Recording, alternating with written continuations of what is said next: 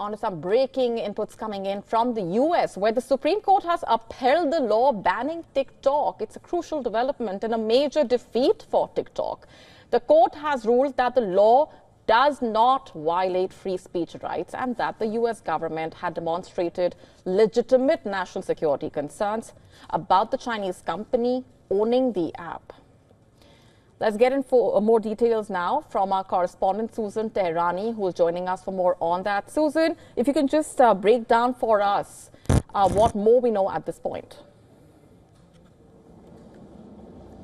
So, as you mentioned, the Supreme Court did uphold that ruling for TikTok to basically be banned in the United States if there isn't a U.S. buyer. And it seems that ByteDance has not agreed to sell this to a U.S. buyer, despite the fact that we have breaking news. There's an investor named Kevin O'Leary who has posed interest in buying TikTok.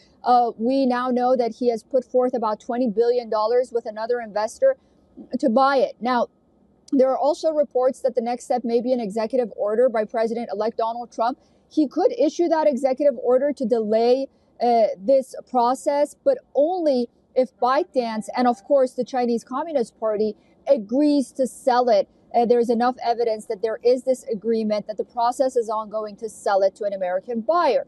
One thing that we also know right now, a lot of developing and moving parts. President-elect Trump spoke to Xi Jinping of China, and we know that one of the issues they talked about was TikTok. And, the president-elect really wants to use this as a soft power tool, perhaps, with negotiations with China. So he's had a change of heart to try to keep TikTok in the United States.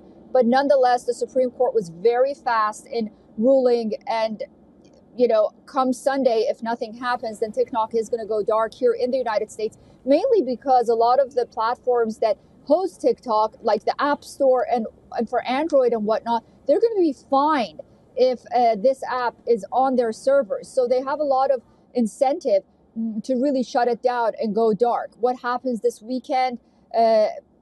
We're also hearing that ByteDance is perhaps thinking that it may be able to sell, because there's talks that if it does sell to an American company, then the CEOs and the higher-ups of TikTok would continue to have their jobs, but it would be under an American ownership. So a lot of unknowns, a lot of moving parts. The next couple of days are going to be detrimental for the future of TikTok here in the United States. All right, we're leaving it there for the moment, Susan. Thanks very much for joining us with those updates for now.